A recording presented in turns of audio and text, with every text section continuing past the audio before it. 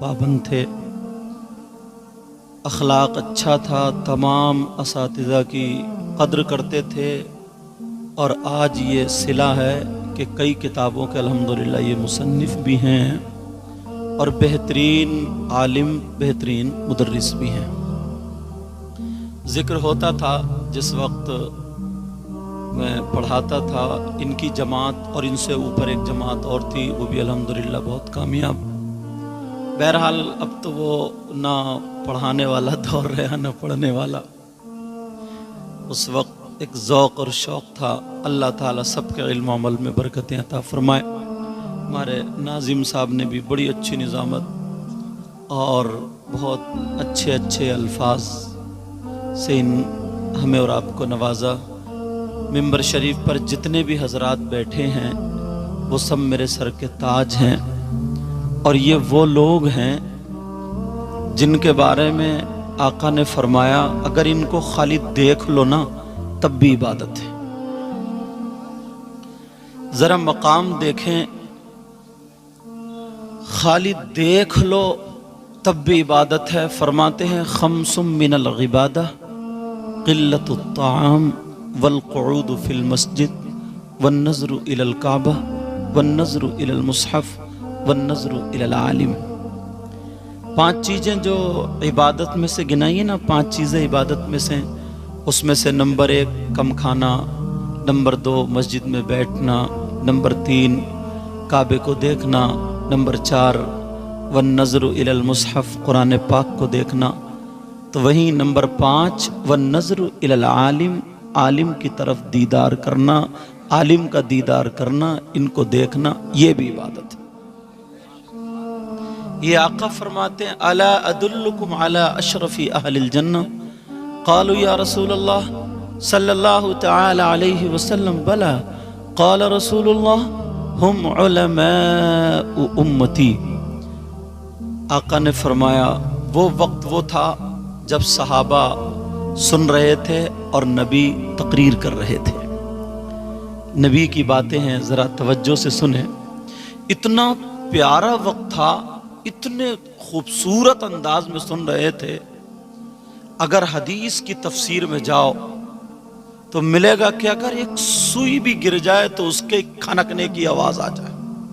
इतना सन्नाटा छाया हुआ था, मगर प्यारे वो पक्के सच्चे गुलाम थे। और आज हम नारे तो बहुत लगा लेते हैं, गुलामी का दम भरते हैं, आका के जुलूस में चलते हैं, जा रहे हैं जुलूस लेकर के, झंडी भी हाथ में है, सारी चीजें बिल्ले जेब पर लगे हुए हैं, अमामे पर नालैन शरीफ उसका नक्शा लगा हुआ, अल्हम्दुलिल्लाह, इत्र खुशबू, सारी चीजें। मगर जैसे ही गली में गए, देखा छत पे औरतें खड़ी हैं, वहीं शरारत सूझने लगती है, वहीं पे ज्यादा कूदने लगते हैं। कितने नौजवानों की आवाज ही वहीं निकलती है, चीख चीख के चिल्ला चिल्ला करके नारे वही लगाएंगे। ईमानदारी से बताओ, सीने पे हाथ रखकर झगड़े तो बहुत कर लेते हैं, क्या ये गुलामों का काम हो सकता है? किसी गुलाम का ये नजरिया हो सकता? कितने लोग आपने देखे होंगे, कितने लोग अगर छतों पे देखा, मस्तूरात हैं ख्वातीन कि देखें गुलामों का जुलूस कैसे जा रहा है। बाज जगह तो इतनी बदनज़मी होती है, इतनी बदतमीजी होती है कि जेब में टॉफी, चॉकलेट वगैरह वगैरह रख के ले जाते, फेंका फांकी शुरू करते। और हमारे घरों का भी ये आलम है। बाप अपनी बेटी को आधा घंटा पढ़ा नहीं सकता, दीनी बातें उसे बता नहीं सकता, वो भी ठिट्ठे मार रही हैं, हंसी मजाक छतों पे, वो भी ऊपर से शीरीनी फेंकी जा रही है। ऐसे हालात। या और चलो, कुछ लोगों के जहन में ये शरारत आ जाती है खून में, जैसे ही निकले, अगर गैर मुस्लिमों का मोहल्ला है, इस अंदाज में, इस तरीके के नारे लगाते हैं कि ये गुलाम नबी का नारा नहीं है बल्कि झगड़ालू का नारा है। ओ बेटा, ओ बच्चों, ये गुलाम रसूल का नारा नहीं, ایسا لگتا ہے جیسے ماچس کی بتی کسی بھس وغیرہ پرال وغیرہ میں آگ لگانے کے لیے لگا رہا ہے، یہ تو چلا گیا۔ اب رات کو صبح کو جلوس نکلے گا۔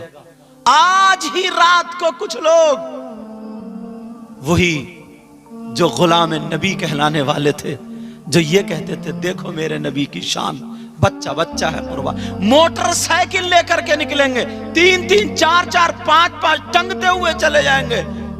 کسی کی کار کا شیشہ توڑ دیا، کسی کی موٹر سائیکل گرا دی، کسی کا رکشہ کھڑا آگے کو ٹکیل دیا۔ یہ غلام نبی کا کام ہو سکتا ہے؟ کسی کا بلب توڑ دیا، کسی کے گھر میں پتھر پھینک دیے، کسی کے گھر میں گندگی ڈال دی، یہ غلام نبی کا کام ہو سکتا ہے؟ تم خود بتاؤ۔ بہت جھگڑے کرتے ہو صاحب، بہت جھگڑے کرتے ہو کہ یوں اور تو، سب مفتی بن جاتے ہیں، اور مفتی نہیں مفتی ہیں بالکل۔ جب یہ لوگ پڑھتے تھے، میں مفتی شریف الحق صاحب قبلہ کا شعر کہتا تھا، میں مفت کا مفتی ہوں، کوئی فتویٰ تو پوچھ کے دیکھے، ہر فتویٰ بتا دوں گا شریعت کے علاوہ۔ جھگڑے کرنے پہ آ جائیں گے، جھگڑے۔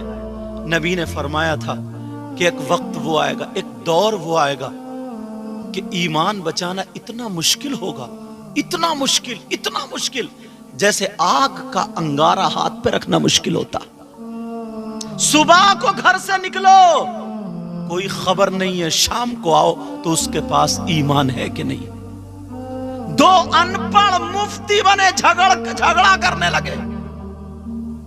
ڈائریکٹ بولا، یزید نے امام حسین پاک کو، ان کے بچوں کو شہید کروایا تھا، تو اس کا باپ جو حضرت امیر معاویہ رضی اللہ تعالیٰ عنہ صحابی رسول، ان کو گالی دینے لگتا ہے۔ اب اس کا ایمان کہاں گیا؟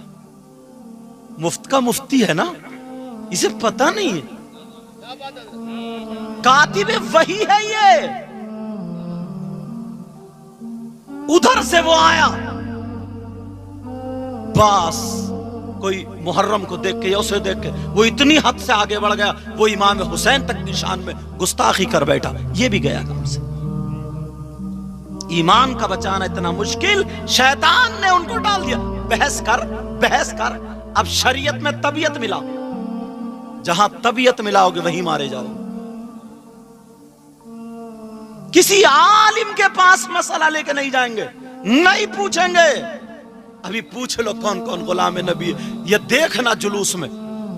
اور ہاں، کچھ نعتیں ایسی ہیں جو پاکستان سے پڑھی گئی ہیں، اس پہ میوزک کی طرح ہوتا ہے کہ سوڑا آیا اور نعتیں، تو لڑکوں نے اس پہ ڈی سی ایم پہ وہ ڈی جے رکھ لیے، اور محلے کے کچھ ان کے تو نچکئیے ہیں، ناچنے کی عادت ہے،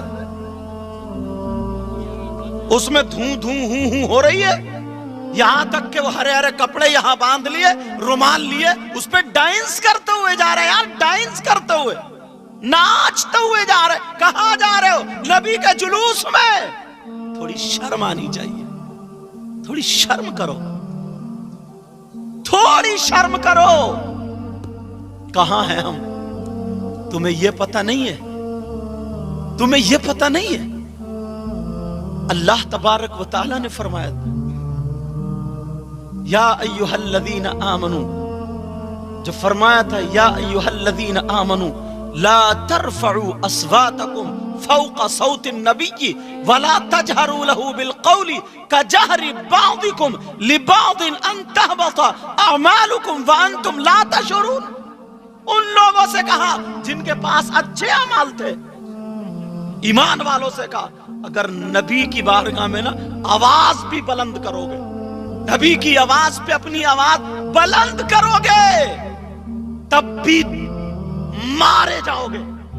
میں نے ایک ہی میں ترجمہ کر دیا، اگر بلند کرو گے تو تمہارے اعمال ختم ہو جائیں گے اور تمہیں پتہ تک نہیں چلے گا۔ بے شک بے شک۔ تم دوسرے کی بہن بیٹیوں کو طرف اشارہ کر رہے ہو، چھتوں پہ کو ٹافی پھینک رہے ہو، وہیں پہ زیادہ ناچ اور کود اور وہیں پہ نعرے لگ رہے ہیں جہاں پہ جھگڑا اور فساد کا بالکل مکمل امکان ہے۔ آقا کو اللہ، نبی کی شان تو دیکھو یار، زندگی تو دیکھو آقا کی. آقا پر لوگوں نے پتھر برسائے تھے.